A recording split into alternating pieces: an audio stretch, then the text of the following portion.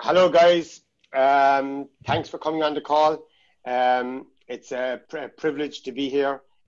We've have such an exciting time at the moment. Cloud token is taking the internet by storm.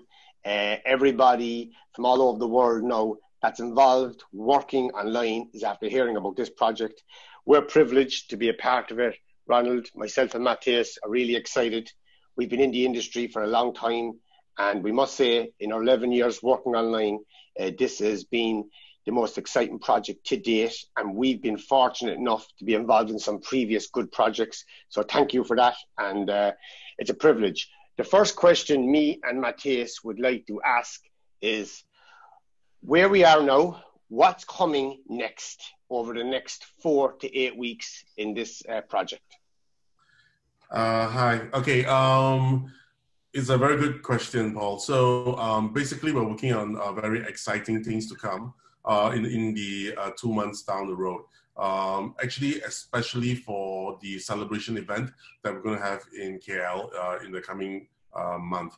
So we have actually heard a lot of response and actually or requests from the members saying that, hey, I have a lot of other type of cryptos like Stellar, Dash, and a lot more other kind of cryptocurrencies. How can I actually put it into the Cloud Token wallet, which we do not support now, right? So in the next coming weeks or week, okay, we'll be launching an atomic swap feature.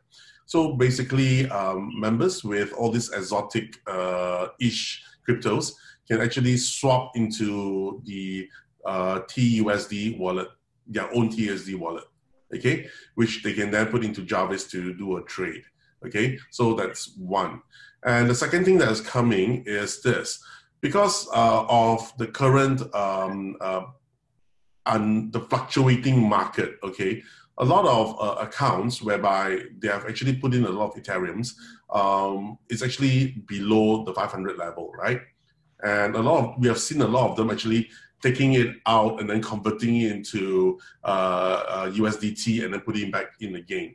But because the USDT that we're using is actually ERC20, not a lot of places actually supports it, right?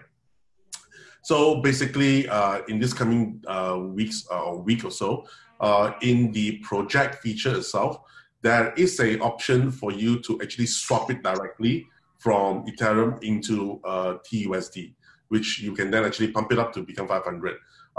That will save you a ton of cost and a ton of time. So that is the fastest things that's coming at this week or so. Now, we have also said that we're coming out with a prepaid card, right? The MasterCard system. The KYC would come through in 2 or 3 weeks' time, whereby members that is C2 and above can actually start to actually use the third-party KYC to apply for the card. And once your KYC process is done and you are approved, okay, we would actually that will actually land you a particular spot to actually redeem or to buy the ticket to our Malaysian event. And the Malaysian event itself, you can collect your card and start to activate your MasterCard and start to use it. That is sometime in 2 or 3 weeks, 2 weeks time, I believe or so. Then the next feature that's coming out is the OTA feature, which is like a travel agency feature, whereby because we want all of you guys to come for our Malaysian celebration event, you're able to book your flights, your hotels, your travel arrangements, all through the wallet itself using CTOs, okay? So all these are coming in a couple of months before the event itself. Yeah.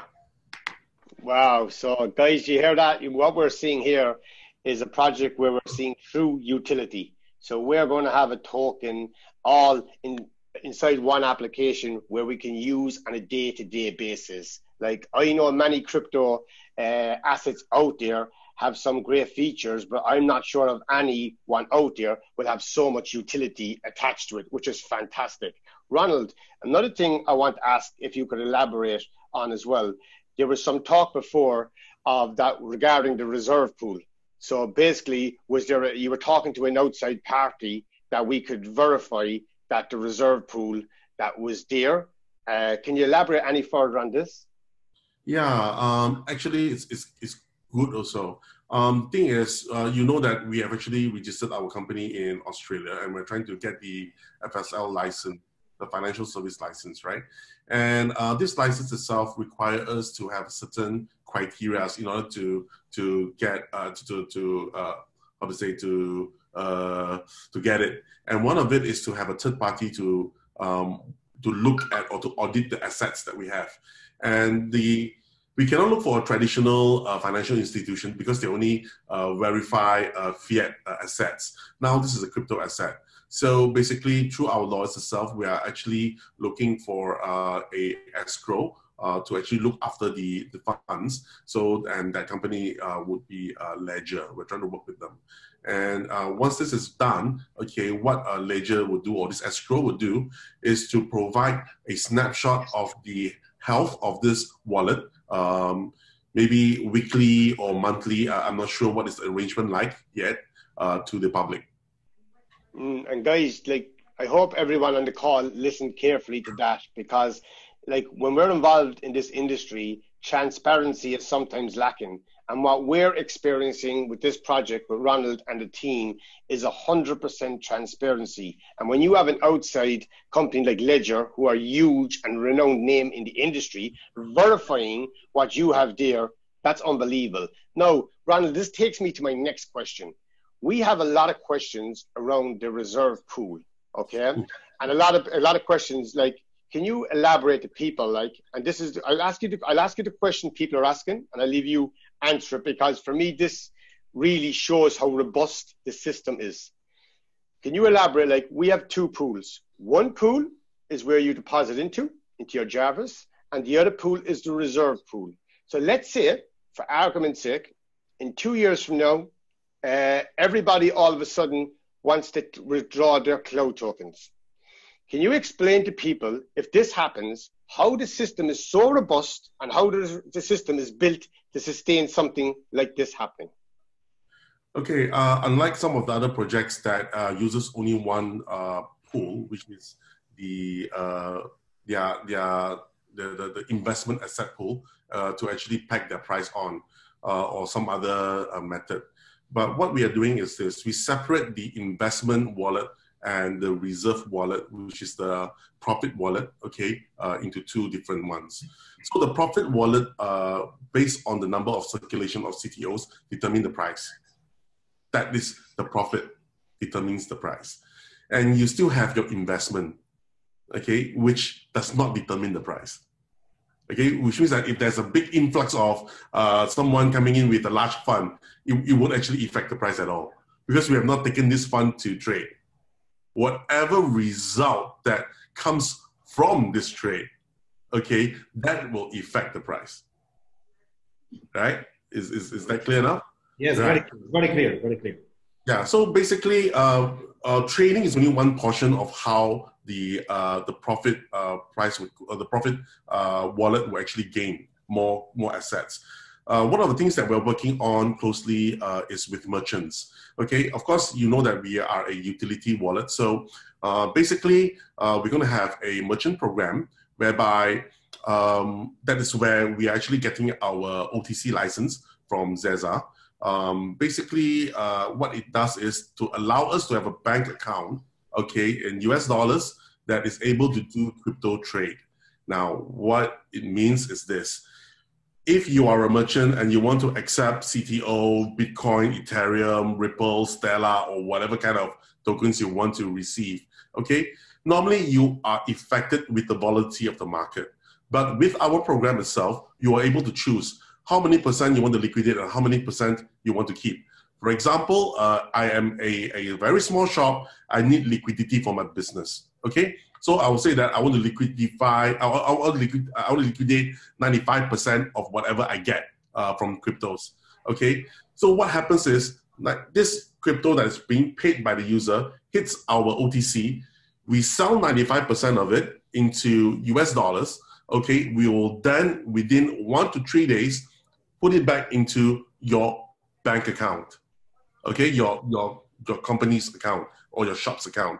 And the 5% is in your wallet, which you can choose to liquidate anytime you want with us. Now, when we do this particular cycle itself, we actually earn from the trade, okay? And this profit itself goes to the profit wallet, and it helps all the rest of team members. So these are the things that we are doing through the members, through the merchants, through the member spending, and all of this will actually increase the number of profit there is. Now, if the member used to withdraw a lot of CTOs, not say withdraw, to convert CTOs into Ethereum or whatever asset in the future itself, it will just draw down basically from the profit pool, okay? And that itself would sometimes maybe affect or maybe might not affect the price. But it should be net off eventually. It's because the profit pool itself, you have every day a lot of profits coming in from the various different channels. But if there's more withdrawal than the profit channel, then you might see a dip. But for that, we have a particular a strategy in order to counter that. Because Jarvis itself, we only pay from 6 to 12%. But what if Jarvis earns 18 to 20% for that particular month? That extra is a buffer which you use to patch up. Okay, so what we are doing is actually quite logical, and it's actually part of the ecosystem structure or strategy in order to maintain the price of the tokens. Yeah, that's powerful. Oof, that's powerful. Like, so people, guys, I hope you're listening to what was said there. So like even like on the overview of everything, let's say for whatever reason, if a large group does a lot of withdrawal and the price goes down, like look at the strategy that's implemented. But guys, once all those profits coming in from everywhere else, the main pool is not affected. What happens once profits come in, the price of token regains again. So guys, what this is, and it took us some time to understand it because me and Matthias have never seen a project like this before. When you understand the mechanics of how the whole ecosystem is working, these guys have anticipated a few events. That gives myself and Matthias huge confidence in the project we're a part of. So, Matthias, have you any more questions? Ask one. Yeah, I have the questions because we have, let's say, 500,000 people using the app at the moment. We're talking to bring merchants to this platform. Will people have some benefits if they bring some merchants? For example, let's say I live in a little town in Poland. I can go to the restaurants and I can say, okay, listen, you can accept CTO, different cryptocurrency. I can go to my friend's shop, another friend's shop. Will I get some benefits to introducing the merchants? We have not actually thought of that yet, but it would impact or it will benefit all members, not just only one. Okay, because the merchant discount or the merchant or the gas fee, you can say that, right, goes back into the pool, whereby it will actually push up the price and everybody will gain from that. Well, Ronald, I know some people are very lazy, so they prefer to sit at home. Okay, Matthew, you go and find the merchants. So maybe you can think about some solution get from every transaction. Yeah, 0.001% or something like that, just to make people more active. Then we will have thousands of merchants very, very fast. Yeah, sure. Basically, you could suggest to us, then we will try to see the risk and the implications of it, because we don't want the situation whereby, let's say if you sign up McDonald's and then you get a huge pool and then we have to give you a lot of CTOs, you will make it imbalance again. It took us a long time to actually move the crypto whales out from Jarvis so that it's actually quite stable in Jarvis now, right? So we don't want to create the second problem with this again. Well, you can pay them profit with, let's say, with BTC or whatever. You know? Yeah, it might happen. So basically, it's a good idea. If you have something that you can suggest to us, we will try to discuss in our own action team, and we will see how we can implement it if it does able to benefit the agent or the member that can actually bring in more merchants to come in. Yes, that will be a very, very good idea. Yeah, that's cool. I'm always, since I joined the business, I'm very excited about two things. Transparency, what I like the most, and that Ronald is very open with everybody. I met him a few times in person, a few times on the calls, and he's very open with what the company is doing and with transparency of the pool and stuff like that, and with the trading. And the second part, I've always, since I joined the crypto world, for me, very important is that we creating around the token, the ecosystem, so we can spend the token. Because let's say I hire some programmers and I create X coin or X token. If there is no community and no ecosystem built, there is no value in this. So what I like the most, that you're creating a lot of ways that we can spend our CTOs and stuff like that, and ways that there is more income, there is more funds coming into the reserve pool. That's what I like a lot. I'm the mathematician, so I calculate all the time what can be happening in the future if we have a lot of merchants, a lot of transactions. The more transactions, the pool will grow faster and faster. So guys, we have a very small price, to be honest, today, about 47 cents, very small price. But when the company will bring, let's say, within the next 6 months, a lot of things to the ecosystem, then I believe the price will start growing faster. And also, what's very important, will be very sustainable price and stable price. You know, it won't be like going up very fast and jump down, because everybody will use the merchants. So I think this will be very stable price.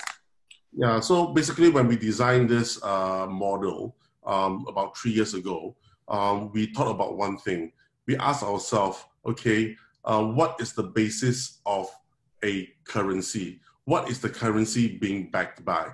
Of course, now we know that a currency is backed by the number of business that is done, the GDP of the country, and all of these things, plus the debt and all of these things. It actually creates the value. So if you look at CTO itself, right, the value is the business that is flowing around it, and that's what sets the price. Not like the ICOs that you see there, which is all by sentiment. Even if you look at Bitcoin, it's based on sentiment. Look at Ethereum, it's based on sentiment. That's why it can go super high one day and drop to absolutely a very crazy low price in the next, because there's nothing there to actually support it. There's no business to support it. Why traditional investors can't understand crypto is because it's not supported by anything. What CTO is taking crypto and making it logic again. It needs to be supported by business, supported by people. So that's what we are trying to build now. Because to be honest, because you've got the reserve pool, you could buy gold for this, for example, only, and it could be backed by gold because you've got the pool. Yeah, you could actually, yes. We were actually discussing and toying with it, right? So if I were to actually buy gold and store it, then it's good. But the problem is, you guys need to withdraw. So I have to take the gold and sell it back to Ethereum and come back again. That will be kind of a waste of the time, right? Yeah. So we have toyed with a lot of ideas in the beginning. And guys, before we finish up, what's very important as well to understand is this. We've been involved in some really good projects in the past few years. And, you know, some of the owners had a great vision. And the vision was to build something with true utility. But the problem that we encountered wasn't the owner's vision. It was the technology to back it up. Sometimes what happens in companies, they have to outsource the technology and rely on a third party. You know, in this project, we discovered very early on, we have the technology. Ronald's background is in this space. So Ronald doesn't have to depend on somebody else to deliver on what he's delivering. So like if you go into any project, you know, if you bet on the technology, you're over halfway there. What you just need then behind that is a team that's integrity is there, the honesty is there, and the transparency is there. And I think right now, with the timing where we are right now, all the components are fitting together. So guys, we're setting ourselves up for the next few years. We're taking this business by storm.